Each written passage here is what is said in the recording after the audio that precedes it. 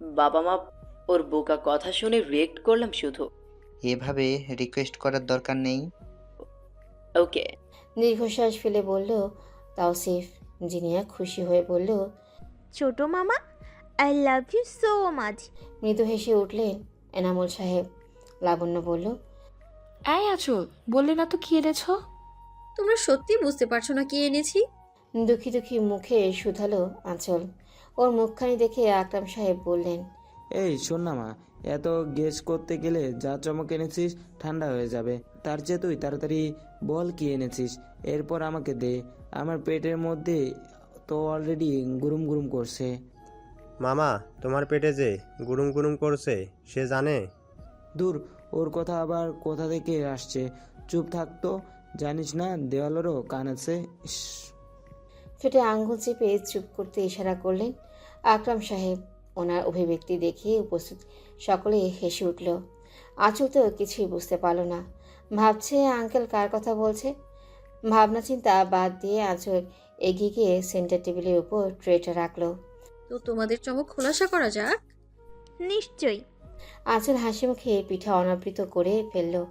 সকলের মুখে ফুটে উঠল হাসির রেখা। পাটিসাপটা? হ্যাঁ আন্টি, আমি আর মা বানিয়েছি শুধু আপনাদের জন্য। ঢপ মারল মেহেরোজ আঁচল। আকরাম সাহেব খুশি হয়ে পড়লেন। দারুণ চমক দিলি তো মা। আহা, কি সুন্দর দেখতে। তাড়াতাড়ি একটা পিঠা দে তো, জিভে পানি চলে আসছে। হ্যাঁ হ্যাঁ দিচ্ছি। আঁচল আকরাম সাহেবকে দিয়ে পিঠা বিতরণ শুরু করলো। একে একে উপস্থিত সকলের হাতে পিঠা তুলে দিল। পিঠা পেয়ে সকলেই বেশ খুশি। তৃপ্তি সহকারে পিঠা খেলো তারা সবাই। জেরিন পিঠা খেতে খেতে বলল, আঁচল, ইয়াম্মি হয়েছে। বৃদ্ধাঙ্গুলি ও তর্জনী একত্রিত করে প্রশংসাসূচক ইঙ্গিত করে তাওসিফ বলল, টেস্ট ওয়াসম। সবার প্রশংসা শুনে আঁচলের অধর কোণে ফুটে উঠল মিষ্টি একটা হাসি। আঁচল, তুমি তো বেশ ভালো পিঠা বানাতে পারো। জানতামই না ছোট মেয়েটা এত ভালো কুক। আঁচল খুশি হয়ে বলল, ওই একটু একটু পারি, বেশি না। খুব ভালো পারো। পিঠা মুখে নিয়ে জিনিয়া পড়ল। এক্সট্রা পিঠা আছে তো? জিনিয়া কথাটা শেষ করতেই পারল না, তোর মধ্যে আকরাম সাহেব বললেন, না থাকলে বা কি, সে কি এসব সুইট ডিশ খায়? না, খায় না, কিন্তু তার জন্য লাগবে না, বরং আমি খাই। বলে হাতে থাকা পিঠার শেষ টুকরোটা মুখে পুরে নিলেন আকরাম সাহেব। আঁচল ট্রেতে থাকা দুটো পিঠা হাতে দাঁড়িয়ে রয়েছে। এসব কথার কিছুই বুঝতে পারছে না সে। তখনই পেছন হতে ও শ্রবণেন্দ্রিয়ে মৃদু স্বরে ভেসে এলো, সবাইকে পিঠা দিলে আমায় দেবে না? চরম আশ্চর্যজনিত হলো আঁচল। শ্বাস নিতেই যেন ফুলে গেল। এ কি শুনল সে? সেই কণ্ঠস্বর এইখানে, এই মুহূর্তে! এ কি করে সম্ভব? কম্পন শুরু হলো আঁচলের তনুমনে। পেছন ঘুরে দাঁড়ানোর সাহসই পাচ্ছে না মোটেও। স্থির হয়ে দাঁড়িয়ে রইল সে। তখনই জিনিয়া বলল, আরে ভাইয়া, তুমি এখানে কি করছো? জিনিয়ার কথা শোনা মাত্রই তৎক্ষণাৎ দুকদম এগিয়ে সম্মুখে গেল আঁচল। এই দেখে বক্র হাসির রেখা ফুটে উঠল পেছনে থাকা মানুষটির অধর কোণে। ভীত সন্ত্রস্ত হয়ে দাঁড়িয়ে রয়েছে আঁচল। ও ঠিক সামনেই দাঁড়িয়ে জাজবির। উপস্থিত বাকি সকলে তো হতবিহ্বল হয়ে তাকিয়ে রয়েছে জাজবিরের পানে। বড় ভাইয়ের পানে হতভাগ নয়নে তাকিয়ে থেকে তাওসিফ ক্ষীণ স্বরে বলে উঠল, এই জিম্মি, আমায় একটু চিমটি কাটতো। এ কি শুনছি আমি? বড় ভাইয়া স্বেচ্ছায় সুইট ডিশ খেতে চাচ্ছে। I can believe it. Zinia কি বলবে? সে নিজেই তো ঘোরের মধ্যে রয়েছে। তাওসিফ পুনরায় বলে উঠল, চিমটি লাগবে না, পায়ে একটু পাড়া দিত, আমি ঘর থেকে বেরিয়ে আসছি। আকরাম সাহেব জাজবিরকে বললেন, বেটা, তুমি ঠিক আছো তো? সকালবেলা ব্ল্যাক কফির বদলে পিঠা খেতে চাইছো যে? শরীর খারাপ করেনি তো? Any problem? বাবার কথায় শীতল চাহনিতে তার দিকে তাকালো জাজবির। ওর চাহনি দেখে অপ্রস্তুত হাসি উপহার দিলেন আকরাম সাহেব। বললেন, না থাক, কোনো প্রবলেম নেই। আমার ছেলে তো স্ট্রং। এক রাতের জার্নিতে ওর কিছুই হয় না, তাই না এনাম? এনামুল সাহেব বড় ভাইয়ের কথা শুনে একবার তার দিকে তাকালেন, কিছু বললেন না অবশ্য।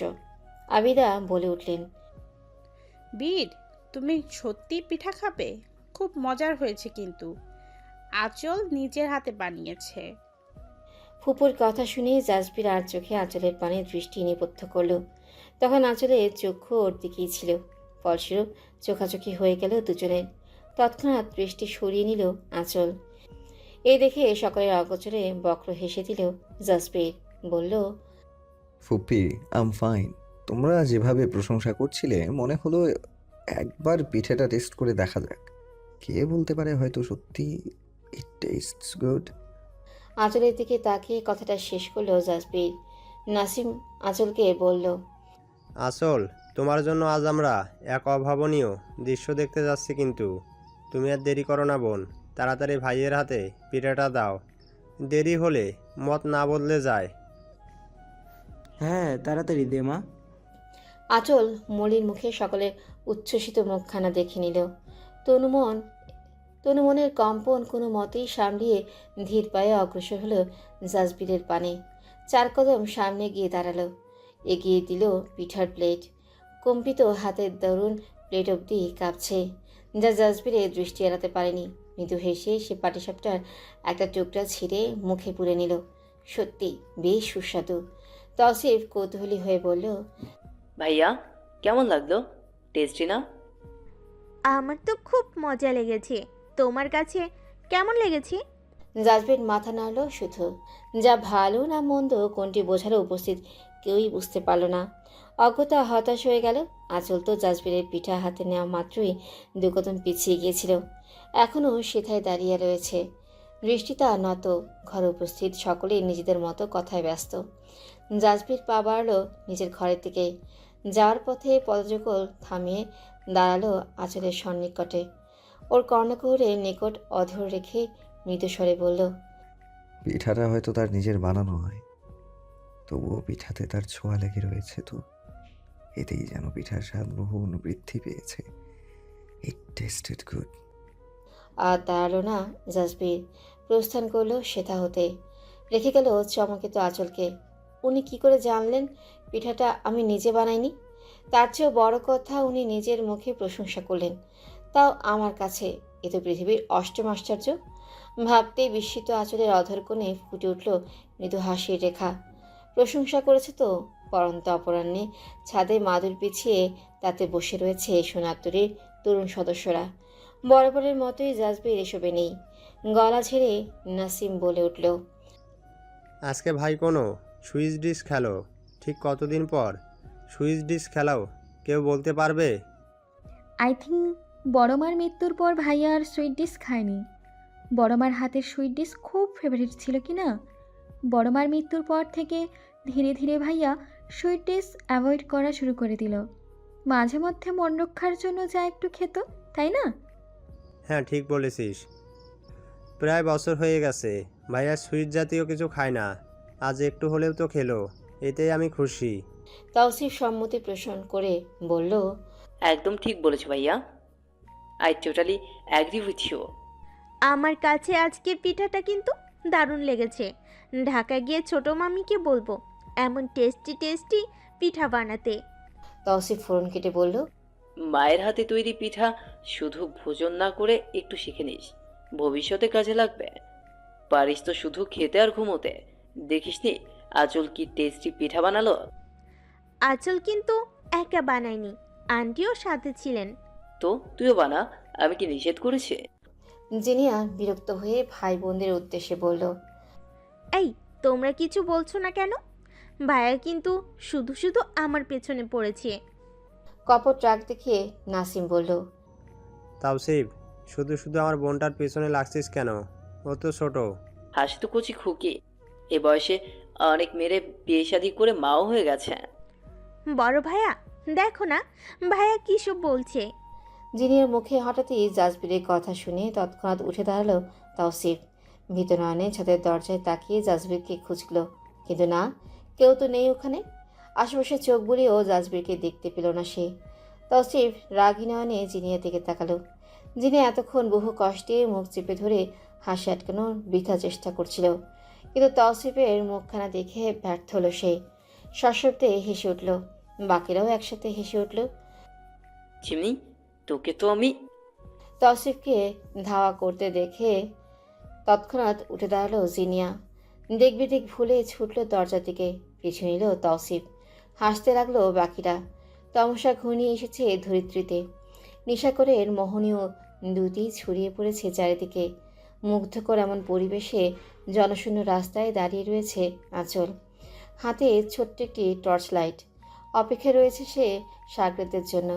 আজকে টিভিতে ওদের প্রিয় একটি অনুষ্ঠান হবে, এজন্য আঁচলদের বাড়িতে জমায়েত হওয়ার পরিকল্পনা রয়েছে ওদের।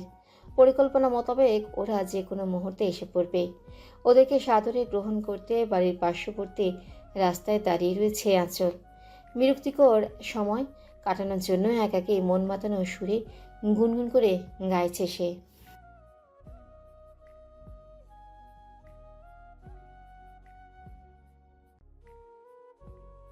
একাকী হাঁটতে হাঁটতে গুনগুন করে গেয়ে চলেছে সে। মোবাইলের ফ্ল্যাশ লাইট অন করে আঁচলের পেছনে অবস্থিত রাস্তা দিয়ে হেঁটে আসছিল জাসপ্রীত। তখনই তার কর্ণকুহরে পৌঁছালো মোহনীয় এক সুর। থমকে গেল সে। শ্রবণেন্দ্রে এসে পৌঁছাচ্ছে হাম হাম তুম তুম, হাম তুম হাম তুম। শুনতে শুনতে মোহাচ্ছন্ন হয়ে পড়ল জাসপ্রীত। ধীর পায়ে এগোতে লাগলো কিশোরীর পানে। কদম কয়েক এগোতেই স্পষ্ট রূপে দৃষ্টিগোচর হয়েও প্রিয়দর্শিনীর পৃষ্ঠদেশ। নীলাভ রঙা শাড়িতে আবৃত করে রেখেছে নিজেকে সে। দীঘল কালো চুল আবদ্ধ করে রয়েছে মোটা বেলুনিতে। চন্দ্রিমার দুটিতে বড্ড আকর্ষণীয় লাগছে তাকে। মোহাচ্ছন্ন জাসপ্রীত ধীরে ধীরে আঁচলের পানে অগ্রসর হতে লাগলো। আঁচল তো মনের মতো গেয়েই চলেছে।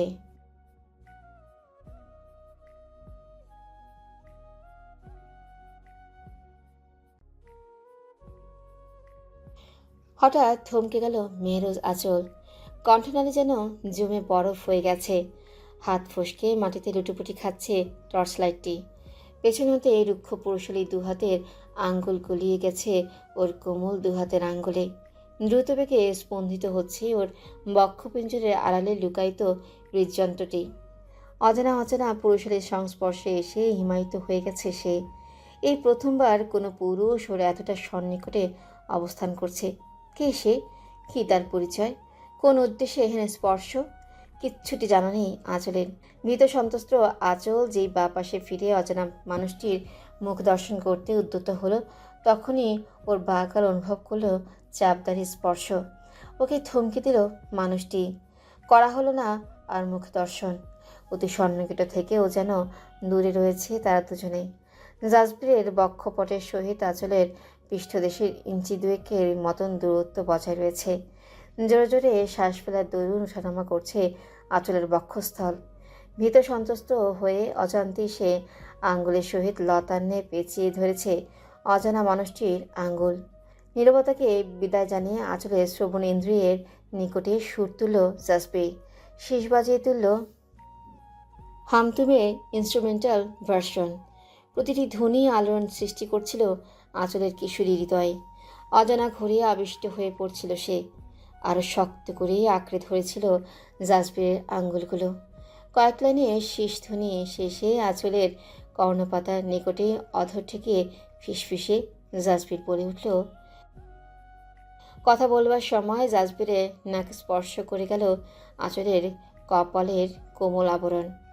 শিউরে উঠে মুদিত হলো তার আঁখি পল্লব। এমনটি লক্ষ্য করে হালকা ফু দিয়ে আঁচলকে মুক্ত করে দিল জাসপ্রীত। তৎক্ষণাৎ চক্ষু মেলে তাকালো আঁচল। অধর কোণে বক্র হাসি রেখা ফুটিয়ে তুলে ধীরে ধীরে পিছু হটে আধারে মিলিয়ে গেল জাসপ্রীত। রয়ে গেল হতবিহ্বল আঁচল। খানিক বাদে হুঁশি ফিরতেই দৌড়ে বাড়ির দিকে ছুটল সে। মাটিতে পড়ে রইল টর্চ লাইটটি। চন্দ্রিমার মৃদু আলো জানালা গলিয়ে আছড়ে পড়ছে জাসপ্রীতের দেহে। টান টান সোজা হয়ে শুয়ে রয়েছে সে। ডান হাত গলিয়ে দিয়েছে মাথার নিচে। চন্দ্রিমার আলোয় দৃশ্যমান হচ্ছে তার তৃপ্তিকর মুখশ্রী। 4 দিনের সফর শেষে গত রাতে মধুপুর এসে পৌঁছেছিল সে। রাত্র পেরিয়ে সকালে সাক্ষাৎ হলো কিশোরী প্রিয়দর্শিনীর সনে। ঘর ভর্তি মানুষের সামনে ঠিকমতো প্রিয়দর্শিনীকে দেখতে অবধি পারল না সে। প্রস্থান করতে বাধ্য হলো। কিন্তু এই মধুর রাত্রি স্মৃতি পাতায় এ গেঁথে রইবে চিরদিন। প্রথমবারের মতো প্রিয়দর্শিনীর এতটা সন্নিকটে ছিল সে। চন্দ্রিমার আলোয় প্রিয়দর্শিনীর আকর্ষণীয় রূপ এবং সঙ্গে রোমান্টিক গান। নিজেকে সামলিয়ে রাখতে ব্যর্থ হলেও প্রেমিক পুরুষটি। মোহাচ্ছন্ন হয়ে সে এগিয়ে গেল প্রিয়দর্শিনীর পানে। যখন আঁচলের কোমল আঙ্গুলের ফাঁকে নিজের আঙ্গুল গুলিয়ে দিল, তখন সে নিজেও শিউরে উঠেছিল খানিকটা। প্রিয়দর্শিনীর কপালে কোমল আবরণে নিজের স্পর্শে নিয়ন্ত্রণ হারিয়ে ফেলেছিল সে। কোনো মতেই নিজেকে সামলিয়ে সেটা হতে প্রস্থান করেছিল, নইলে ঘটে যেত মস্ত বড় অনর্থ, যা মোটেও তার কাম্য নয়। আজ প্রিয়দর্শিনীর কম্পনে সে স্পষ্ট অনুভব করতে পেরেছে তার ভীত সন্ত্রস্ত অবস্থা। তবুও ধরা দিল না সে, রয়ে গেল অন্তরালে। আজ আঁচলের সামান্য সান্নিধ্য কেড়ে নিয়েছে জাসপ্রিটের নিদ্রা। আচ্ছা, তার প্রিয়দর্শিনীর এখন কি অবস্থা? সেও কি নির্ঘুম রাত্রি যাপন করছে? সেও কি ভাবছে অপ্রত্যাশিত সেই খানিকের মধুর লগ্ন? বালিশের উপর ভর ছেড়ে দিয়ে উপর হয়ে শুয়ে রয়েছে আঁচল। জানালার ফাঁকগুলি আগত চন্দ্রিমার আলোয় কিছুটা আলোকিত হয়ে রয়েছে কক্ষ। চোখে ঘুম নেই আঁচলের। বিগত কয়েক ঘন্টা ধরে সে যেন এক ঘোরের মধ্যে রয়েছে, হাতড়ে বেড়াচ্ছে কিছু অজানা উত্তর। অজানা অচেনা সেই মানুষটা কে ছিল? তার অমন স্পর্শের উদ্দেশ্য ছিল কি? শুধুই কামুক উদ্দেশ্য? কিন্তু তার স্পর্শে তো বিন্দুমাত্র কামুকতা অনুভূত হয়নি আমার, বরং যত্নশীল আলতো ছোঁয়া মনে হয়েছে। মানুষটা তবে কে ছিল? সত্যি কি তার খারাপ উদ্দেশ্য ছিল না? তবে কেন করলো অমন আচরণ? মানুষটা কোনোভাবে সুজন ভাই নয় তো? না না, সে তো এমন সুযোগ পেয়ে হাতছাড়া করার মতো লোক না। দুশ্চরিত্র ওই মানুষটার একমাত্র উদ্দেশ্যই তো হচ্ছে কামুকতা। সে এইসব করেনি। এছাড়াও ওই লোকটাকে কোনো মতেই সুজন ভাই মনে হয়নি। তবে লম্বা চওড়া সুঠামদেহী মানুষটা কে ছিল? উত্তর জানা নেই আঁচলের। মন গহীনে হচ্ছে মিশ্র এক অনুভূতি, নামহীন সে এক অনুভূতি। মধ্যাহ্নের প্রহর, মিঠে পথ ধরে হেঁটে চলেছে আঁচল। পরনে শুভ্ররাঙ্গা কলেজের পোশাক, কৃষ্ণকালো কেশরাশি দু কাঁধে বিনুনি করে ছেড়ে রেখেছে। সেই সকাল থেকে ভাবনায় মগ্ন রয়েছে সে। ভেবেই কুলকিনারা পাচ্ছে না লোকটি কে হতে পারে। কার এত বড় সাহস মেহরোজ আঁচলের সাথে অমন আচরণ করার? আমি বুঝে উঠতে পারছি না যে অমন একটা কাজ কে করলো। ওই সুজন তো নয়, পাক্কা নিশ্চিত। লোকটা লম্বা চওড়া ছিল, তার উপর চাপদাড়ি। হ্যাঁ হ্যাঁ, চাপদাড়ির স্পর্শ টের পেয়েছিলাম। কিন্তু সে কে? আমার চেনা কেউ নাকি অচেনা কেউ? উফ, এখন এসব ভেবে কি লাভ? কালকে না আমার কি হয়েছিল আল্লাহ মালুম। কে না কে এসে রাত বিরেতে এমন আচরণ করে গেল, আর আমি কিছুটি করতে পারলাম না। ছি মেহেরোজ আঁচল, তোর তো লজ্জা হওয়া উচিত। এখন তো মনে হচ্ছে তখন ভালো মতো প্রতিক্রিয়া করা উচিত ছিল। মনে হচ্ছে লোকটাকে যদি একবার পেতাম তাহলে চিরদিনের মতো শিক্ষা দিয়ে দিতাম। এই মেহরোজ আঁচল কি ভবিষ্যতে কোনো মেয়ের সাথে এমন করার সাহস পেত না? উফ, কি যে আফসোস হচ্ছে, কালকে কেন যে মুখে কুলু পেটে দাঁড়িয়েছিলাম। ধ্যাৎ। হাঁটতে হাঁটতে একাকী বক বক করে চলছে আঁচল। তখনই কর্ণে ঘুরে পৌঁছালো। বিড়বিড় করে কাকে গালমন্দ করছো? হকচকিয়ে উঠল আঁচল। অসময়ে গম্ভীর এই পুরুষের এই কণ্ঠ মোটেও আশা করেনি সে। কোনো জবাব না দিয়ে চুপি চুপি চলে যেতে উদ্যত হলো আঁচল, কিন্তু বাধাপ্রাপ্ত হলো সে। সম্মুখে এসে দাঁড়িয়েছে জাজবির। পরনে তার ধূসর রঙের শার্ট ও কালো জিন্সের প্যান্ট। শার্টের উপরে দুটো বোতাম খুলে রেখেছে বিধায় শার্টের ফাঁক হতে উকি দিচ্ছে উন্মুক্ত বক্ষ। চোখে পড়ে রয়েছে রোদ চশমা। একদম ড্যাশিং লাগছে, যদি বা আঁচল এক পলক তাকে দৃষ্টি সরিয়ে নিয়েছে। প্রশ্নের উত্তর না দিয়ে চলে যাচ্ছ কেন? Don't you know it's a bad manners? আমি মাটিতে দৃষ্টি নিবদ্ধ করে আমতা আমতা করছে আঁচল। জাজবির বলল, হ্যাঁ তুমি। কাকে গালমন্দ করছিলে একাকি? কাউকে না। কণ্ঠ জড়িয়ে যাচ্ছে আঁচলের। ভ্রুকুটি করে চোখ হতে রোদ চশমা খুলে ফেলল জাজবির। ডান হাতে চশমা ধরে শুধালো, তুমি কি ঠিকমতো কথা বলতে পারো না? এমন আমতা আমতা করে কথা বলছো কেন? অন্য সময় তো ঠিকই তোতা পাখির মতো ফটর ফটর করো, শুধু আমার সামনে এলেই হুশ। কথাটা শুনে বিরক্ত বোধ করছে আঁচল। ইচ্ছে তো করছে মুখের উপর কাটকাট জবাব দিতে, কিন্তু অজানা ভয় আঁকড়ে ধরেছে ওকে। কিছু বলতেই পারছে না। এ কেমন ভীতি! আঁচলের এমন নীরবতায় বিরক্ত হয়ে পড়ছে জাসবির। মেয়েটার সমস্যা কোথায়? সবার সাথেই মিষ্টি হেসে কথা বলে, শুধু আমার সামনে এলেই বোবা হয়ে যায়। সে কি জানে তার সুমিষ্ট স্বর শোনার জন্য ব্যাকুল হয়ে রয়েছে কারো হৃদয়? জানে না, তাই তো এমন নিষ্ঠুর আচরণ করছে সে। তুমি কি ভর দুপুরে বোবা হয়েই থাকবে? আনসার দেবে না? কি বলবো? বাভ্রু উঁচু করে জাজবির বলল। এতক্ষণ আমি কি বললাম? তুমি কি এখনো বুঝতে পারছো না আমি কি কোয়েশ্চেন করেছি? আমি কাউকে গালমন্দ করছিলাম না, শুধু ভাবছিলাম রাতের ওই। বলেই চুপ হয়ে গেল আঁচল। নিজের উপর নিজে মারাত্মকভাবে বিরক্ত হলো। এটা কি করতে যাচ্ছিল সে? আরেকটু হলেই তো সব উগলে দিচ্ছিল। উফ, কি যন্ত্রণা! বক্র হেসে জাজবি শুধালো। রাতের কথা কি হয়েছিল রাতে? কিছু না, কিছু না। সত্যিই কিছু না? আমার তো মনে হচ্ছে তুমি মিথ্যা বলছো। আপত্তি জানিয়ে আঁচল বলল। আমি সত্যি বলছি। আচ্ছা, তাহলে আমার চোখে চোখ রেখে বলো যে তুমি আঁচলের দিকে কিঞ্চিত ঝুঁকে বলল। সত্যি বলছো? আকস্মিক জাজবি ঝুঁকে পড়ায় ঘাবড়ে গেল আঁচল। তৎক্ষণাৎ এক কদম পিছিয়ে গেল। সোজা হয়ে দাঁড়িয়ে জাজবি বিরক্তিকর কণ্ঠে বলল। আমি কি দেখতে কুৎসিত? আকস্মিক এমন উদ্ভট প্রশ্ন শুনে আঁচল অবাক হয়ে গেল। চোখ তুলে তাকালো জাজবিরের পানে। সেকেন্ড খানিকের মতো চোখাচোখি শেষে দৃষ্টি সরিয়ে নিল আঁচল। জো আই লুক আগলি? চুপ করে থাকবে না, জবাব দাও। রুক্ষ কণ্ঠে বলল জাজবি। ভীত সন্ত্রস্ত হয়ে পড়ল আঁচল। মৃদুস্বরে বলল। না, আপনি কুৎসিত নন। তাহলে আমার দিকে তাকিয়ে কথা বলছো না কেন? আমার সাথে কথা বলার সময় মাটি, নদী, নালা, জমি সব দিকে তোমার চোখ যায়, শুধু আমি ব্যতীত। হোয়াই? আজওয়াদ ইবতিসাম জাজবিরের সাথে কথা বলার সময় তার চোখে চোখ রেখে বলতে হয়। অরেলস। কথার মধ্যখানে ফুলস্টপ বসিয়ে দিয়ে আঁচল ক্ষীণস্বরে তৎক্ষণাৎ বলল। আমি বাড়ি যাব, দেরি হয়ে যাচ্ছে।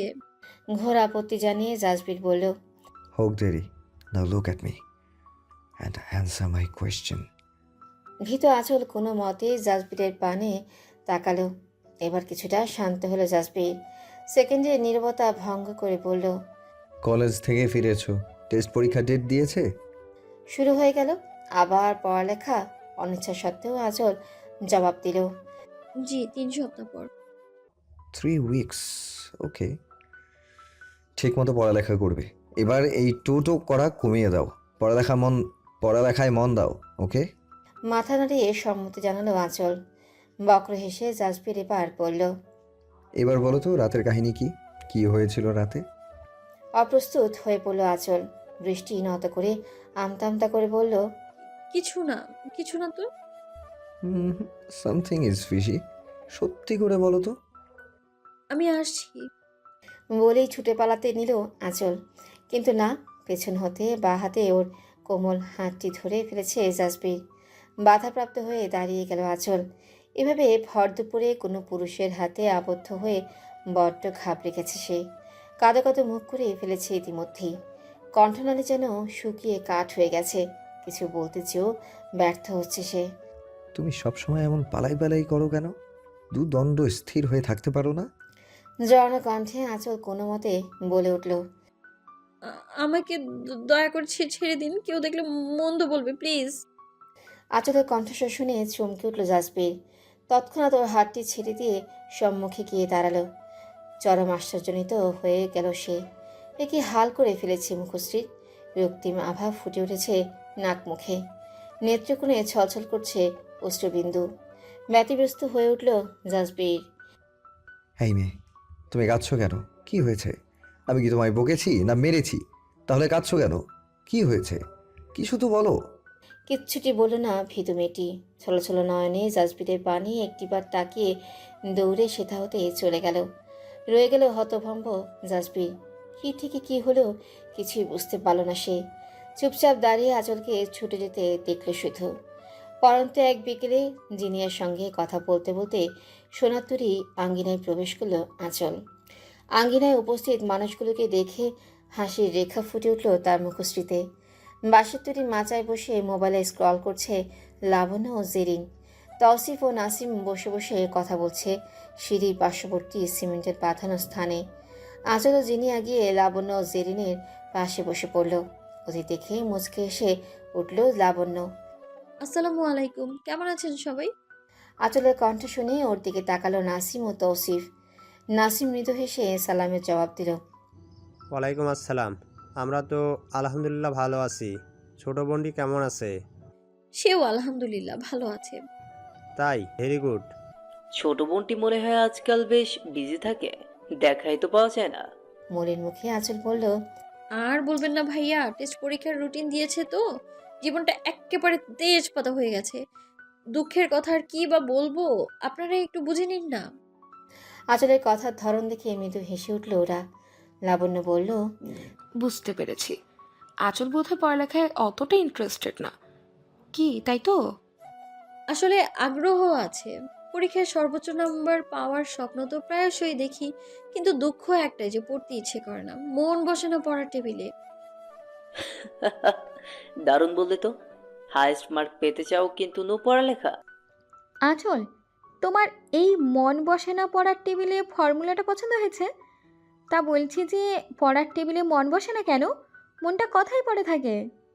আছে নাকি কেউ? দুষ্টু হেসে শুধালো জেরিন। আঁচল তৎক্ষণাৎ আপত্তি জানিয়ে বলল। কি যে বলো না আপু, মেহরোজ আচল ওসব ইন্টু বিন্টুতে নেই। আমি তো বিয়ের পর বরের সাথে চুটিয়ে প্রেম করব।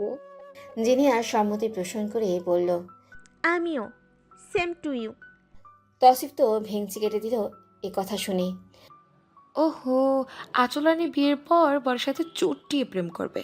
এই শুনছো, আমাদের তো এবার আঁচলের জন্য একটা রাজপুত্র খোঁজা দরকার। লাবণ্যের কথা শুনে কিছুটা লজ্জা পেল আঁচল। কথা ঘোরানোর জন্য চটাপট বলে উঠল। আপু ভাইয়ারা, আমার না দরকারি কথা আছে, একটু শুনবেন কি? দরকারি কথা? কি কথা? এই আঁচল, কি এমন ইম্পর্ট্যান্ট কথা? বলো বলো। হ্যাঁ বলছি, কিন্তু এটা একটু গোপনীয় কথা, এত দূরে বসে তো শোনা যাবে না। আঁচলের কথা শুনে তৌসিফ উঠে দাঁড়ালো। তাই নাকি? ওকে, ওয়েট। বলেই বাড়ির অন্দরে প্রবেশ করলো। উপস্থিত কেউই কিছু বুঝতেই পারল না। খানিক বাদেই দুটো কাঠের চেয়ার নিয়ে ফিরে এলো তৌসিফ। লাবণ্য ও আঁচল তো একে অপরের মুখ চাওয়াচি করছে। তৌসিফ ওদের সন্নিকটে গিয়ে দুটো চেয়ার রাখলো। নাসিমকে বলল। ভাইয়া, কাম হিয়ার। এতক্ষণে বোধগম্য হলো সকলে। নাসিম ও তৌসিফ চেয়ার দুটোতে বসলো। সকলে একটু সিরিয়াস অভিব্যক্তি করে বসেছে। গোলাকার হয়ে বসে রয়েছে ওরা। হ্যাঁ, এবার বলে ফেলো। কাছাকাছি রয়েছে। আঁচল ও জিনিয়া হেসে উঠল। হাসি দমিয়ে আঁচল বলল। আসলে কথাটা যে কিভাবে বলবো, আপনারা কেউ কিন্তু কিছু মনে করবেন না। মনে করার অবশ্য কারণও নেই, কারণ মেহরোজ আঁচল মিথ্যা বলে না, সত্যি বলে সে। নাসিম ভ্রু কুঞ্চিত করে বলল। আসল কি হয়েছে? Anything serious? না মানে, হ্যাঁ আমার কাছে তো অন্তত সিরিয়াস। তাই নাকি? তাহলে বলে ফেলো তো, আমরা শুনছি। নাসিমের কথায় আশ্বস্ত হলো আঁচল। বলল। আসলে কথাটা হলো গিয়ে সেই লোকটাকে নিয়ে। কোন লোকটা? আরে ওই লোকটা। কে এসে? আরে আপু, ওই যে লম্বা চওড়া লোকটা। লম্বা চওড়া? কে, দাদাজান? ইন্নালিল্লাহ, কিছু বলছি আমি। দাদাজান শুনলে তো গর্দান দিবে। জিভ কেটে বলল তৌসিফ। লাবণ্য বলল। আঁচল, তুমি কার কথা বলছো? আমরা বুঝতে পারছি না, একটু ক্লিয়ার করে বলো। আপনাদের বড় ভাইয়া। বড় ভাইয়া? বলেই হুঁশ ফিরল তৌসিফের। চক্ষু বড় বড় করে বলল। হোয়াট? তুমি বড় ভাইয়ার কথা বলছো? মাথা নাড়িয়ে সম্মতি পোষণ করলো আঁচল। সর্বনাশ, তুমি ভাইয়ার কথা এভাবে বলছো? আরে, দেয়াল কি গাছপালা? ঘাস লতা পাতা সবারই কান আছে। কেউ শুনলে ইউ আর গন। সবাই কাছে এসো, কেউ যেন ঘুণাক্ষরেও টের না পায়। জলদি জলদি। তৌসিফের তারা দেখে অগত্যা সকলের কাছাকাছি জড়ো হলো। গোলাকার হয়ে সকলের মাথা একসাথে অবস্থান করছে। তৌসিফ ফিসফিস করে বলে উঠল। এবার বলো। বলছি, আপনারা কিছু মনে করবেন না কিন্তু, আমি সত্যি বলছি। লাবণ্য মৃদু হেসে বলল। ঠিক আছে, আমরা কিছু মনে করব না, তুমি বলো। বলছি, আচ্ছা উনি কি সত্যি ফার্মাসিউটিক্যালসের মালিক, নাকি একদা মাস্টার মশাই ছিলেন উনি? কি?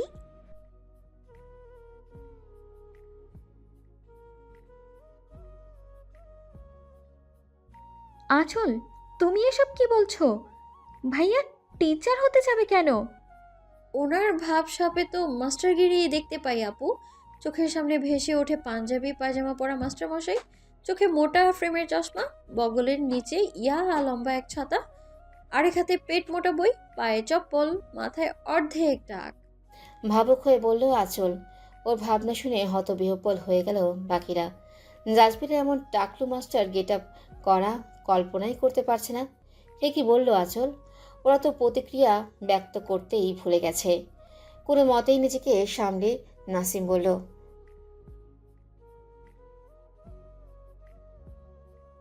তুমি একা নও, আমরা কেউই ভাবতে পারছি না। বলল লাবণ্য। ওর কথায় সম্মতি পোষণ করল তাওসিফ ও জিনিয়া। জেরিন রয়ে শুয়ে শুধালো, আঁচল, তুমি হঠাৎ ভাইয়াকে টিচার বানিয়ে দিলে কেন? কি করেছে ভাইয়া? কি করেছে? ওনার হাব ভাবি তো মাস্টারের মতো। জানো সে কি করে? না বোধকে মাথা নাড়ল জেরিন। আমার সাথে যখনই দেখা হবে মাস্টারগিরি শুরু করে দেবে। উঠতে বসতে খেতে শুতে যখনই হোক না কেন খালি পড়া পড়া আর পড়া। এত পড়ার কথা তো আমাদের স্যাররাও বলেন না, কিন্তু উনি ঠিকই বলেন। আমাদের দেখা হলে এটাই একমাত্র আলোচনার বিষয়, পড়ালেখা। আপনারাই বলুন, এসব কার ভালো লাগে? উনি কি আমার মাস্টার? না বোধকে মাথা নাড়ল জিনিয়া। তখনই কফির মগে ঠোঁট বসিয়ে দোতলায় বারান্দায় এলো জাসপ্রিত। কর্ণকুহরে পৌঁছালো মেইলি স্বর। তাহলে আমার সাথে মাস্টারের মতো কেন করেন উনি? কেন আমাকে ধমক দেন? তৌসিফ আশ্চর্য হয়ে বলল, ভাইয়া তোমাকে বকে কখন? আমরা তো দেখলাম না। আপনাদের সামনে বকে নাকি? আমাকে একা পেলে নীতি বাক্য ঝেড়ে দেয়। চমকে গেল জাসপ্রিত।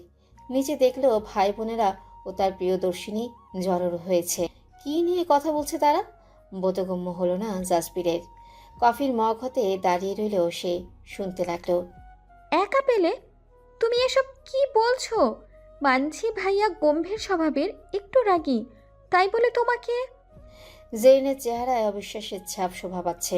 এ দেখে আঁচল বলল, আপু আমি সত্যি বলছি, বিশ্বাস না হলে ওনাকেই জিজ্ঞেস করে দেখো।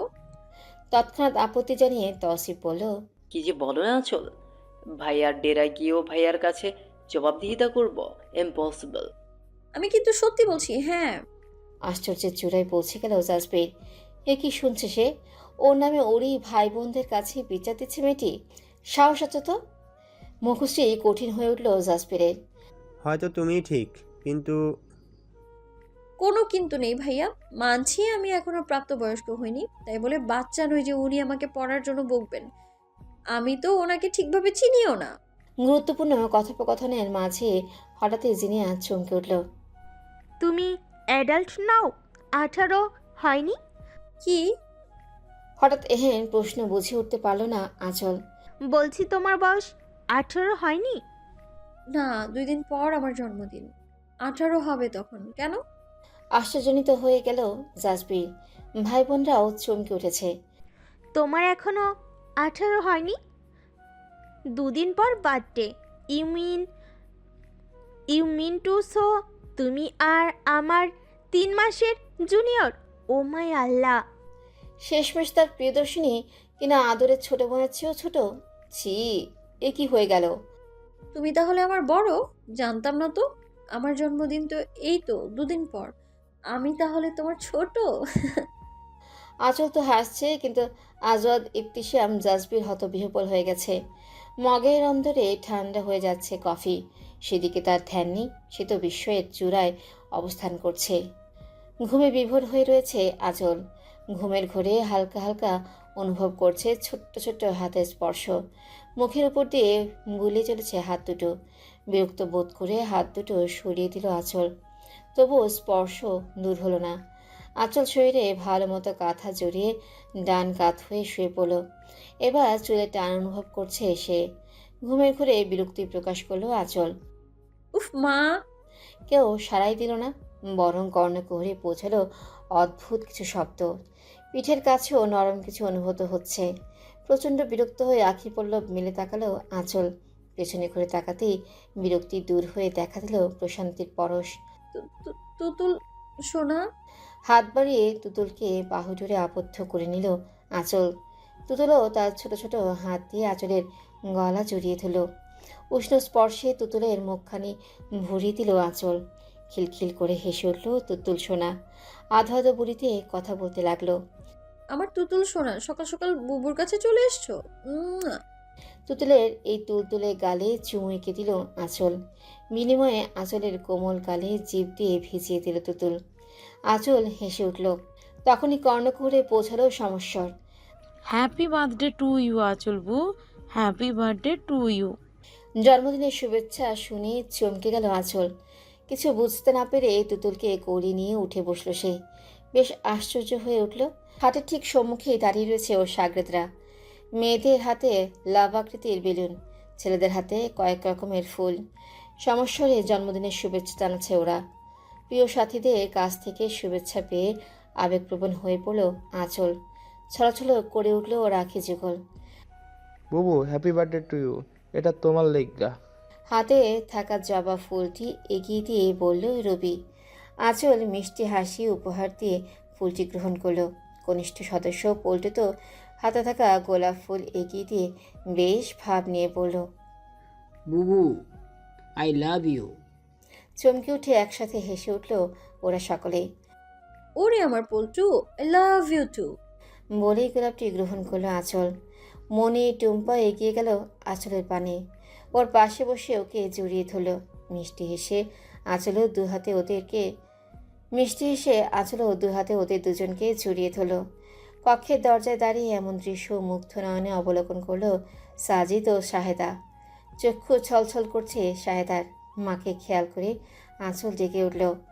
মা, ভাইয়া, তোমরা দরজায় দাঁড়িয়ে কেন? ভেতরে আসো। সাজিদ দুষ্টুমি করে বলল, আমরা বরং পরেই আসি, তোরা আপাতত কোলাকুলি করতে ব্যস্ত, ডিস্টার্ব করতে চাই না। আহ্লাদি স্বরে আঁচল বলল, ভাইয়া কি যে বলো না, আমরা কোলাকুলি করছি না, আর তুমিও আমাদের ডিস্টার্ব করছো না, আসো তো। বলেই বাচ্চাদের মতো দুহাত বাড়িয়ে দিল আঁচল। আর মানা করলো না সাজিদ। এগিয়ে গেল বোনের পানে। ওকে দেখে মনি ও টুম্পা উঠে একপাশে দাঁড়ালো। বোনের ডান পাশে বসলো সাজিদ। আঁচল দুহাতে ভাইয়ের গলা জড়িয়ে ধরল। ছলাছল করে উঠল সাজিদের আঁখি যুগল। দীর্ঘ সময় নিয়ে চুমু খেল বোনের ললাট কার্নিশে। মৃদুস্বরে বলল, শুভ জন্মদিন আমার বনুটা, আল্লাহ তালা তোকে সমস্ত খুশি দিয়ে ভরিয়ে দিক, জীবনে বড় হবনো। Love you so much.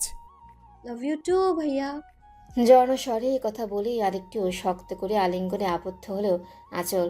তার নেত্রকুঞ্জে ইতিমধ্যেই সিক্ত হয়ে গিয়েছে। ছেলেমেয়ের এমন মুহূর্ত দেখে শাড়ির আঁচলে চোখ মুছলেন শাহেদা। ধীর পায়ে এগিয়ে গেলেন ওদের দিকে। দুঃসন্তানের মাথায় হাত বুলিয়ে তাদের ললাটে অধর ছুঁয়ে দিলেন। মমতাময়ী মায়ের স্পর্শ পেয়ে আঁচল ভাইকে ছেড়ে দিল। দুহাতে জড়িয়ে ধরল মায়ের করিদেশ। মেয়ের মাথায় আদুরে হাত বুলিয়ে শাহেদা বললেন, কত বড় হয়ে গেল আমার মেয়েটা। ছোট্ট আঁচল এখন 18 বছরের হয়ে গেল। আমার সোনা মেয়েটা, আল্লাহ তোকে দীর্ঘ আয়ু দান করুক, হাসি খুশিতে ভরিয়ে উঠুক আমার মেয়েটার ভবিষ্যৎ, আমিন। আঁচলের দীঘল কালো কেশে অধর স্পর্শ করলেন শাহেদা। আঁচলে শাগরেদরা প্রাণ ভরে এমন দৃশ্য দেখছে। আবেগপ্রবণ মুহূর্ত স্বাভাবিক করে তুলতে আঁচল মাকে ছেড়ে দিল। নিজেকে সামলিয়ে নিয়ে উৎফুল্ল কণ্ঠে বলল, ও মা, জন্মদিনের শুভেচ্ছা তো অনেক হলো, এবার আমার ক্ষুধা লেগেছে, তো খাবার দাও। কথাটা শুনে তুতুল সোনা মুখ দিয়ে অস্ফুট স্বরে কিছু বলে উঠল। সে এতক্ষণ আঁচলের পেছনে বসে বালিশ নিয়ে খেলা করছিল। তুতুলের অস্পষ্ট কথা শুনে হেসে উঠল সাজিদ। মাকে বলল, মা জলদি খাবার বাড়ো, আমাদের তুতুল সোনারও তো খিদা পেয়েছে। তখন তুতুল উ করে উঠল। আর সবাই বুঝছে তুতুল বোধহয় সায় দিল। হেসে উঠল সকলেই। শাহেদা তাড়া দিয়ে বললেন, হ্যাঁ যাচ্ছি, তোরা আয়, তাড়াতাড়ি হাত মুখ ধুয়ে নে, সবার জন্য পায়েস রান্না করেছি। পায়েস? জিভে পানি চলে এলো ছোটদের। আঁচল তো তাড়াতাড়ি করে খাট থেকে নেমে গেল। মাকে বলল, মা তুমি তাড়াতাড়ি পায়েস রেডি করো, আমি আসছি, আমার জন্য কিন্তু বেশি দিবে। বলে ব্যস্ত পায়ে রুম হতেই প্রস্থান করলো আঁচল। শাহেদা বিড়বিড় করে বলে উঠলেন, পাগলি মেয়ে আমার। বাড়ির আঙিনায় কাঠের চৌকিতে বসে রয়েছে আঁচল ও ওর শাগরেদরা। তুতুল বসেছে আঁচলের কোলে। সকলে মিলে পায়েস খাচ্ছে। আঁচল নিজে 1 চামচ খাচ্ছে ও তুতুলকে 1 চামচ খাইয়ে দিচ্ছে। আঁচলের হয়তো খেতে অসুবিধা হচ্ছে, এই ভেবে মনি বোনকে ডাকলো। তুতুল আমার কোলে আয় বোন, বুবুর লগে খাবি। তুতুল ভু করে উঠল। তারপর ওরা ভাবছে বাধা দিল বোধহয় তুতুল। আঁচল হেসে পড়ল। এই তো তুতুল সোনা একদম ঠিক বলেছে। ভু, সে যাবে না। এই মনি, তুই চুপচাপ খা তো, আমাদের বিরক্ত করিস না। বুবু, আমি বিরক্ত করতাছি না, আমি তো তোমার লেগাই। মিনমিনে গলায় বলল মনি। আঁচল অমত করে বলল, আমি ঠিক আছি, অসুবিধা হচ্ছে না, তুই খা, তুতুল আমার কাছেই আছে। মুখে পায়েস লেপটে তুতুল হেসে উঠল। আঁচল নরম ছোটে কাপড় দিয়ে তুতুলের মুখ মুছে দিল। 1 চামচ পায়েস মুখে দিয়ে খেয়ে নিল। উচ্চ গলায় মাকে বলল, আমার সোনা মা, পায়েসটা ফাটাফাটি হয়েছে। লাভু। রশ্মিঘর থেকে শাহেদা কপট রাখতে খেয়ে বললেন, পাজি মেয়ে, দুষ্টুমি না করে চুপচাপ খা। খাচ্ছি তো মা, আমি তো শুধু তোমাকে লাভ ইউ বললাম। লাভ ইউ মা। শাহেদা নিঃশব্দে হেসে উঠলেন। এবার মন দিলেন রান্নায়। জন্মদিন তো, মায়ের কথায় আজ তাড়াতাড়ি গোসল সেরে নিল আঁচল। নিজ কক্ষে গামছা দিয়ে ভেজা চুলগুলো মুছে নিচ্ছিল। তখনই শুনতে পেল পরিচিত কিছু কণ্ঠ। অধরকোণ প্রসারিত হলো আঁচলের। দ্রুত ভেজা চুলগুলো মুছে নিল সে। টানা টানা আঁখি যুগল রাঙালো কাজল কালো রেখায়। ঠোঁটে লাগালো লিপ বাম। ব্যাস, মেরজ আঁচল তৈরি। শাড়ির আঁচল ঠিকঠাক করে কক্ষ হতে বেরিয়ে এলো আঁচল। আঙিনায় দেখা মিলল পরিচিত মুখগুলোর। তারাও আঁচলকে লক্ষ্য করলো। সমস্বরে বলে উঠল, হ্যাপি বার্থডে টু ইউ আঁচল, হ্যাপি বার্থডে টু ইউ। খুশির ছাপ ফুটে উঠল আঁচলের মুখশ্রীতে। হাসি মুখে এগিয়ে গেল সম্মুখে। পাশাপাশি দাঁড়িয়ে রয়েছে সোনাতুরির তরুণ সদস্যরা। যিনি আজ ছুটে এসে আলিঙ্গন করলো আঁচলকে। আঁচল প্রথমে কিছুটা চমকে উঠলেও নিজেকে সামলিয়ে নিল। সেও হাসি মুখে জড়িয়ে ধরল সখীকে। Happy birthday to you my dear friend. Thank you my dear friend. হাসি মুখে একে অপরের হতে সরে দাঁড়ালো দুই সখী। লাবণ্য বলল, আছো, হ্যাপি বার্থডে ডিয়ার। ধন্যবাদ আপু, অবশেষে আমাদের বাড়িতে পা পড়লো আপনাদের। আমার কি যে খুশি লাগছে বলে বোঝাতে পারবো না। আপনাদের অসংখ্য অসংখ্য ধন্যবাদ। তৌসিফ দুষ্টুমি করে বলল, আঁচল, আর কত ধন্যবাদ দিবে? আমার তো পেট ভরে গেল, এরপর নাস্তা খাবো কি করে? হেসে উঠল আঁচল ও উপস্থিত সকলেই। ভাইয়া চিন্তা নেই, পেটে জায়গা না থাকলে কি হবে, আপনার নাস্তা প্যাক করে দেবো তো, বাড়ি গিয়ে না হয় খাবেন। তৌসিফ এসে বলল, নট ব্যাড। তবে তাই হোক, তুমি ইচ্ছে মতো ধন্যবাদ দিতে থাকো। I don't have any problem. আঁচল ও বাকিরা হেসে উঠল। তখন রবি ও বাবু এসে দাঁড়ালো আঁচলের পাশে। রবি বলল, আপনারা দাঁড়ায় আছেন কেন? চেয়ারে আনছি, বহেন। আঁচল সম্মতি পোষণ করে বলল, বসুন আপনারা। আরে না, আমরা ঠিক আছি, এত ব্যস্ত হতে হবে না। জেন চুপচাপ পাশে দাঁড়িয়ে চোখ বুলিয়ে চলেছে আশেপাশে। নিভৃতে খুঁজে বেড়াচ্ছে কাঙ্ক্ষিত মানুষটিকে, কিন্তু দেখা মিলছে না তার। আপু ভাইয়া কতক্ষণ দাঁড়িয়ে থাকবেন, বসুন। হ্যাঁ, বসছি বসছি। কথাটা শেষ করতেই পারল না তৌসিফ। তোর মধ্যে দেখা মিলল মানুষটির, যিনি একগাল হেসে বলল, এই তো এসে পড়েছি। কে এসেছে? উৎসুক নয়নে ডান পাশে তাকালো আঁচল। চোখে চোখ পড়ল দুজনার। থমকে গেল সময়। মুগ্ধ নয়নে তার প্রিয়দর্শিনীকে দেখতে লাগলো জাসপ্রিন। নেভি ব্লু রঙের একটি শাড়ি দেহে জড়িয়েছে আঁচল, যার পাড় গোলাপি রঙের। শাড়ির লম্বা আঁচল ছেড়ে রেখেছে সে। চিক্ত দীঘল চুলগুলো পিঠময় ছড়িয়ে রয়েছে। টানা টানা আঁখি যুগল কাজল কালো রেখায় রাঙানো। অধরে লিপ বামের প্রলেপ। ব্যাস, এতটুকুই। প্রিয় রমণীর এহেন রূপ দেখে ঘোর লেগে গেল জাসপ্রিনের। স্থানকাল ফুলে ধীর পায়ে সে এগোতে লাগলো তার প্রিয়দর্শিনীর পানে। আঁচল স্থির হয়ে দাঁড়িয়ে রয়েছে সেথায়। নিজেকে যেন হারিয়ে ফেলেছে আজ। বাদামি রঙা ওই আঁখিতে হারিয়েছে নিজেকে। ভুলে গেছে দৃষ্টি সরিয়ে নিতে। ধীর পায়ে আঁচলের মুখোমুখি হলো জাসপ্রিন। তরুণ সদস্যরা তো নিজেদের মধ্যে মগ্ন, টেরও পেল না এদিকে কি থেকে কি হয়ে চলেছে। চোখে চোখ রেখে পেরিয়ে গেল খানিকটা সময়। তখনই নাস্তার প্লেট হাতে এখানে উপস্থিত হলেন শাহেদা ও টুম্পা। আঁচল, শাহেদার ডাক শুনে ঘোর কেটে গেল জাসপ্রিন ও আঁচলের। দুজনেই কিছুটা অপ্রস্তুত হয়ে পড়ল। তাড়াতাড়ি দৃষ্টি সরিয়ে নিল আঁচল। শাহেদা এসে ওর পাশে দাঁড়ালেন। কানের কাছে মৃদু স্বরে বললেন, তুই কি রে, অতিথিদের এখানে এভাবে দাঁড় করিয়ে রেখেছিস? মা আমি তো মায়ের আগত দৃষ্টি দেখে চুপ হয়ে গেল আঁচল। আসসালামু আলাইকুম আন্টি। পরিস্থিতি অনুকূলে আনতে সালাম দিল জাসপ্রির। শাহিদা খুশি হয়ে বললেন, ওয়ালাইকুম আসসালাম, কেমন আছো বাবা? জি আলহামদুলিল্লাহ ভালো আছি। আপনি কেমন আছেন? এই তো আলহামদুলিল্লাহ আছি বাবা। তোমরা দাঁড়িয়ে কেন, বসো। আমার মেয়েটাও না সঙ্গী পেলে সব ভুলে গল্প জুড়ে দেয়। আর চোখে আঁচলকে দেখে জাসপ্রির বলল, ইটস ওকে আন্টি, আমরা বসছি, আপনিও বসুন। আজ জাসপ্রিরের মুখে একসাথে এত বাক্য শুনে বেশ চমকে উঠল ওর ভাই বোনেরা। মুখ চাওয়াচি করলো একে অপরের সনে। শাহিদা মিষ্টি এসে বললেন, আমি এই তো ঠিক আছি বাবা, তোমরা বসো। ওনার কথা ফেলতে পারলো না ওরা। চেয়ার টেনে বসে পড়লো। মেয়েরা বসলো কাঠের চৌকিতে। সামনে রাখা ছোট টুলে নাস্তার ট্রে রাখলেন শাহেদা। টুম্পা রাখলো জগ ও গ্লাস।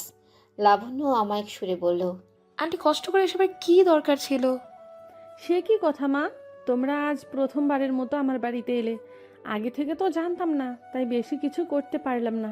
আন্টি, এসবের দরকার ছিল না। আমরা তো আঁচলের সাথে জাস্ট দেখা করতে এসেছিলাম। মিষ্টি মেয়েটির আজ জন্মদিন, না এসে পারলাম না। তৌসিফের মিষ্টি বুলি শুনে ভ্রু কুচকে গেল জাসপ্রিরের। তীক্ষ্ণ দৃষ্টিতে সে অবলোকন করলো চাচাতো ভাইয়ের হাসি হাসি মুখখানা। শাহিদা খুশি হয়ে বললেন, তোমরা এসেছো, আমি খুব খুশি হয়েছি বাবা। আঁচলকে কয়েকবার বলতে চেয়েছিলাম তোমাদের আনার কথা, কিন্তু পরে ভাবলাম। শাহিদা মুখখানি দেখে নাসিম কিছু একটা বুঝতে পারলো। সে বলল, আমরা আসবো না তাই তো? আন্টি, আমরা বুঝতে পারছি আপনি এমনটা ভেবেছিলেন, তবে ব্যাপারটা তা না। আমরা তো আপনার সন্তান তুল্য। নানাজনের মুখে আপনাদের কথা অনেকবার শুনেছি। মনিরুল স্যার দাদাজানের প্রিয় একজন ছিলেন। ওনার অকাল মৃত্যুতে বেশ ব্যথিত হয়েছিলেন দাদাজান। আপনারা তো দাদাজানেরও কাছের মানুষ, শুনেছি তো দাদাজানের মুখে। আমাদের অবর্তমানে আপনারাই তো ওনাকে দেখে রেখেছেন। আমরা তো আর মাত্র কিছুদিন আছি। আজ সুযোগ পেয়ে ভাবলাম দেশের জন্য শহীদ পিআই মনিরুল স্যারের ফ্যামিলির সাথে দেখা করে নিই। ভালো লাগলো আপনাদের সাথে দেখা করে। শাহিদা বেশ খুশি হলেন জাসপ্রিরের গোছানো কথাবার্তা শুনে। তবে আবেগতাড়িত হয়ে পড়লেন মরহুম স্বামীর কথা স্মরণ করেই। আঁচল বা পাশে মুখ ঘুরিয়ে নেত্রকোণ হতে অশ্রুবিন্দু মুছে নিল। ভাই বোনরা তো আজ জাসপ্রিরের অন্য এক রূপ দেখতে পাচ্ছে। তাদের ভাইয়া একসাথে এত কথা বলতে পারে, জানাই ছিল না ওদের। কি দুঃখ, কি দুঃখ। শাহিদা ট্রে হতে চায়ের কাপ তুলে নিলেন। জাসপ্রিরের দিকে এগিয়ে দিয়ে বললেন, না বাবা। ইচ্ছে ছিল না, তবুও শাহেদার কথা ফেরাতে পারল না জাসপ্রির। মৃদু হেসে চায়ের কাপ হাতে নিল। শাহেদা আঁচল একে একে সবার হাতে চায়ের কাপ দিল। মিষ্টি হাসি উপহার দিল ওরা। তপ্ত মধ্যাহ্ন প্রহর। খাবার ঘরে টেবিলের উপর খাবার পরিবেশন করে রাখছে আঁচল। সাথে রয়েছে মণি ও লাবণ্য। হাসি মুখে লাবণ্য কিছু বলছে আর তার শুনে হেসে উঠছে আঁচল। তখন মোবাইলে কথা বলতে বলতে বাড়ির আঙ্গিনায় প্রবেশ করলো জাসপ্রির। উঠোনের মধ্যিখানে রাখা কাঠের একটি চেয়ার টেনে তাতে বসে পড়ল সে। কথা বলা শেষে কল কেটে দিল। মোবাইল স্ক্রল করতে করতে হঠাৎই দৃষ্টি পড়ল খাবার ঘরের দিকে। উন্মুক্ত দরজা দিয়ে দেখা মিলছে প্রিয়দর্শিনীর। থমকে গেল জাসপ্রির। হাসি মুখে খাবার পরিবেশন করছে এবং কথা বলছে আঁচল। তার পার্শ্ব দিক দেখতে পাচ্ছে জাসপ্রির। কানে গুজে রাখা ছোট কাঠগোলাপের ছোঁয়ায় যেন আরও মোহনীয় লাগছে তার প্রিয়দর্শিনীকে। মোবাইল হাতে মুগ্ধ নয়নে আঁচলকে দেখতে লাগলো জাসপ্রির। দৃষ্টি নিবদ্ধ হলেও প্রিয়দর্শিনীর হাস্যোজ্জ্বল অধরে। মন্ত্রমুগ্ধের ন্যায় সে হাসি মাখা মুখশ্রী দেখতে লাগলো জাসপ্রির। হঠাৎই ধ্যান ভঙ্গ হলো তার। দরজার দিক হতে সরে গিয়েছে আঁচল। ওখানে এখন মনি দাঁড়িয়ে। হঠাৎই প্রিয়দর্শিনী সরে যাওয়ায় কিঞ্চিত বিরক্ত হলো জাসপ্রির। চেয়ার টেনে উল্টো ঘুরে বসলো সে। সমস্ত ধ্যান জ্ঞান দিল মোবাইলে। খাবার ঘরে খেতে বসেছে জাসপ্রির ও তার ভাই বোনরা। আঁচল ও শাহেদা খাবার পরিবেশন করে দিচ্ছে। শহুরে অতিথিদের জন্য যথাসাধ্য আয়োজন করেছেন শাহেদা। মেনুতে রয়েছে পোলাও, গরুর মাংস, ইলিশ মাছ, রুই মাছ, ডিম ভুনা, বেগুন ভাজা, পায়েস। শাহেদা নাসিমের প্লেটে ইলিশ মাছ তুলে দিচ্ছে। তখন নাসিম বলল, আন্টি, আমরা নিয়ে নিব, আপনিও বসুন আমাদের সাথে।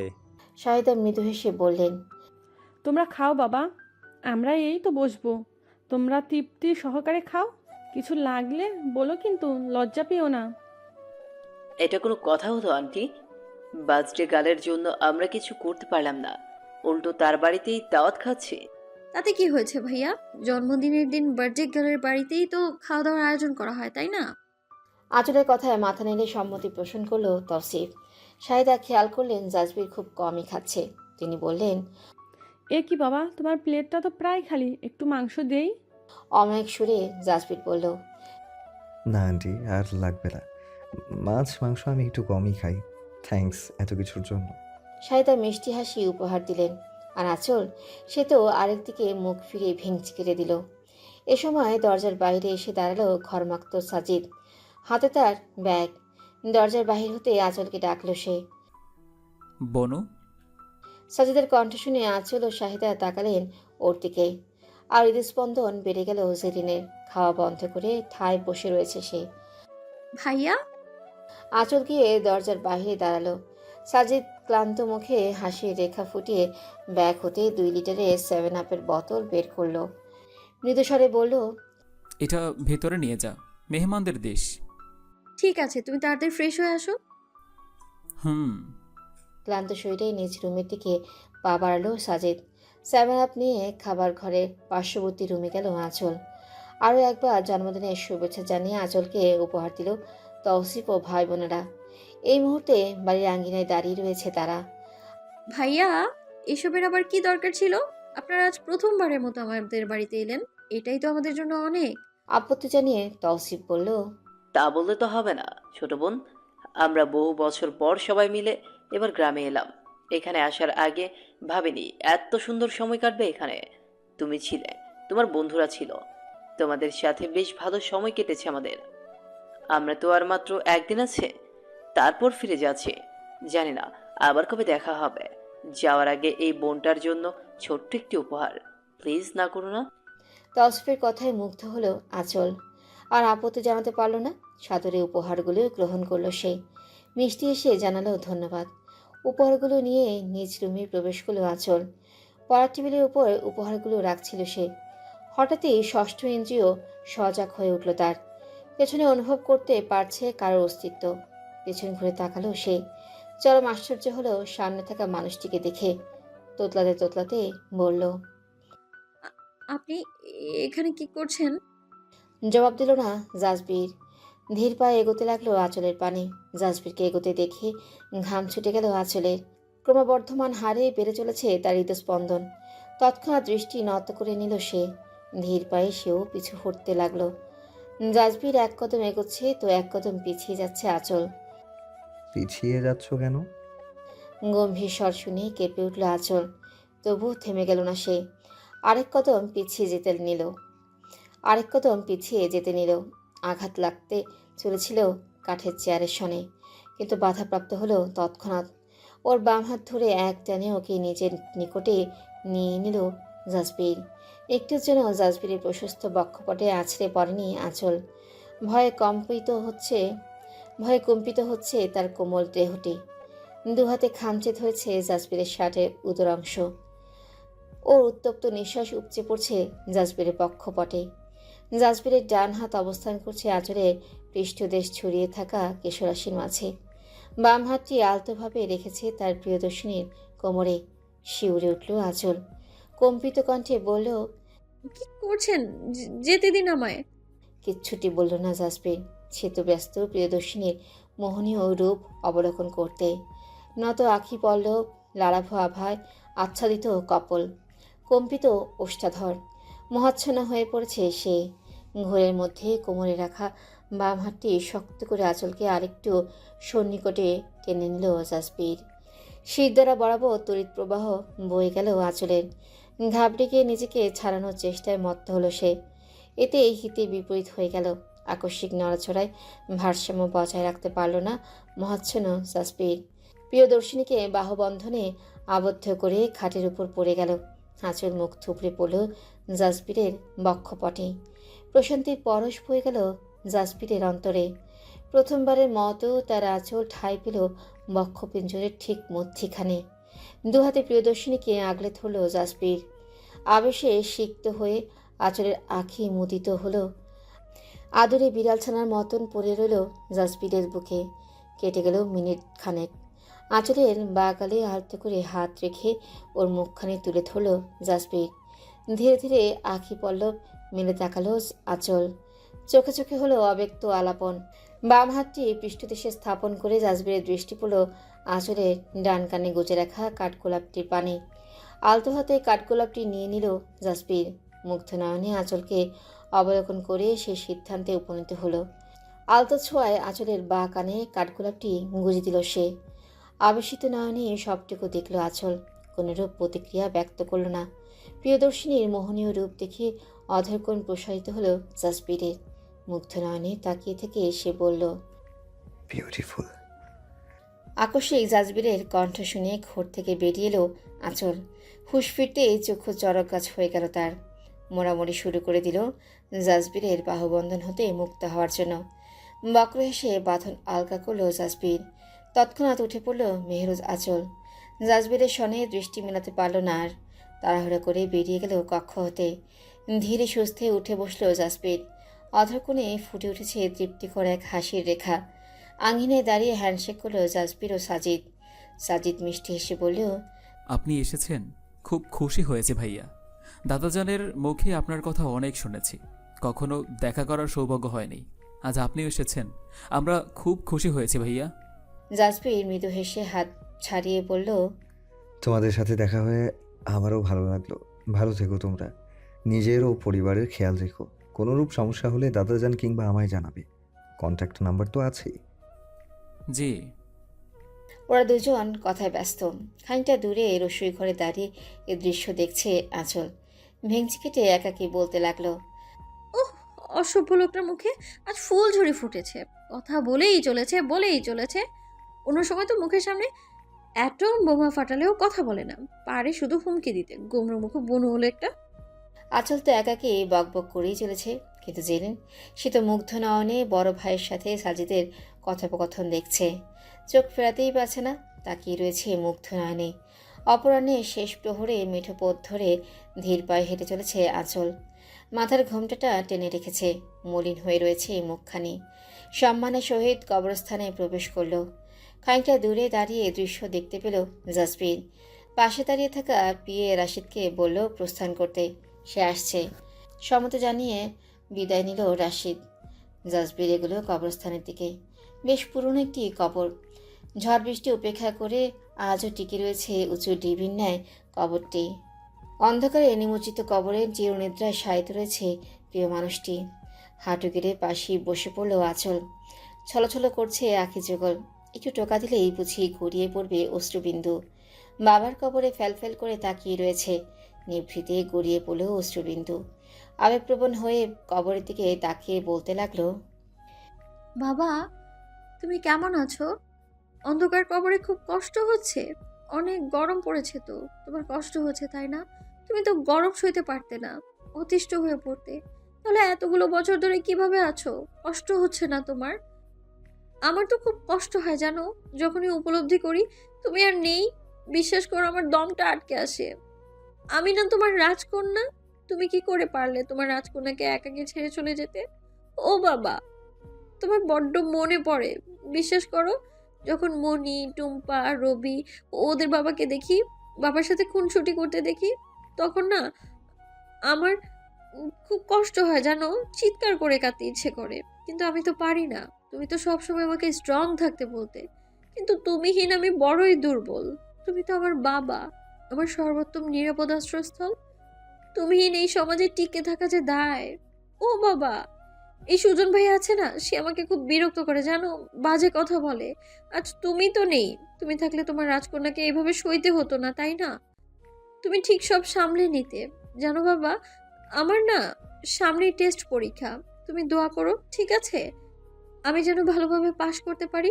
সবাই ভাবে আমি খারাপ স্টুডেন্ট, কিন্তু তুমি তো বলতে তোমার রাজকন্যা মেধাবী। জানো বাবা, তোমাকে ছাড়া না আমার একটু পড়তে ভালো লাগে না। আমার পড়ালেখার হাতে খড়ি তো তোমার কাছেই। সরয়, সরয়া, ক, খ এগুলো তো আমি তোমার কাছেই শিখেছিলাম। আজও পড়তে বসলে তোমায় খুব মনে পড়ে জানো। মনে হয় এই তো তুমি আমার পাশেই বসে আছো, আমার ভুল ত্রুটি শুধরে দিচ্ছ। তোমার বড্ড মনে পড়ে বাবা। আমাকে একা করে কেন চলে গেলে বাবা? তোমার রাজকন্যা তোমায় মিস করছে বাবা, সে কাঁদছে। তুমি এসে বুকে জড়িয়ে নেবে না বাবা, কান্না থামবে না আমার। ও বাবা, কিছু তো বলো বাবা। কাঁদতে কাঁদতে কবরের উপরে মাথা এলিয়ে দিল আঁচল। কেঁপে কেঁপে উঠছে ওর পৃষ্ঠদেশ। খানিকটা দূরে বৃক্ষতলে দাঁড়িয়ে এ দৃশ্য দেখল জাসবির। রক্তিম আভা ফুটে উঠেছে তার আখি যুগলে। দুহাত মুষ্টিমেয় করে এক করুণ দৃশ্য শুয়ে নিচ্ছে সে। প্রিয়দর্শিনীর চক্ষু হতে গড়িয়ে পড়া প্রতি বিন্দু অশ্রু তার হৃদয়ে তীরের মতো বিদ্ধ হচ্ছে, রক্তাক্ত করে তুলছে হৃদ অভ্যন্তরীণ। ইচ্ছে করছে ছুটে যেতে প্রিয়দর্শিনীর পানে, দু হাতে তাকে বক্ষে আবদ্ধ করে নিতে, চক্ষু পাতায় অধর ছুঁয়ে অশ্রু বিসর্জন বন্ধ করতে, আদরে আদরে তার প্রিয়দর্শিনীর সবটুকু দুঃখ কষ্ট কেড়ে নিতে। কিন্তু সে যে আজ অপারগ, বিন্দুমাত্র অধিকার থাকলে সে আর দাঁড়িয়ে রইত না, ছুটে যেত প্রিয়দর্শিনীর পানে। কবরে মাথা এলিয়ে দিয়ে অঝরে কাঁদছে আঁচল। তখনই বা কাঁধে অনুভব করলেও পুরুষালী হাতের ছোঁয়া। অশ্রুসিক্ত আঁচল পিছু ঘুরে জাপটে ধরল মানুষটিকে। অশ্রু বিসর্জন দিয়ে চলেছে অনবরত। আদরের ছোট বোনের এহেন অবস্থা দেখে সাজিদ নিজেও আবেগতাড়িত হয়ে পড়েছে। তবু নিজেকে সামলানোর আপ্রাণ চেষ্টা চালিয়ে যাচ্ছে। আর সইতে পারল না জাসবির। বড় বড় কদম ফেলেই প্রস্থান করলো সেথা হতে। আঁচলের পিঠে ডান হাত ও মাথায় বাম হাত বুলিয়ে চলেছে সাজিদ। ওকে কাঁদতে বাধা দিচ্ছে না, কাঁদুক আজ, সবটুকু দুঃখ প্রকাশ করুক, তবেই স্বাভাবিক হয়ে যাবে সে।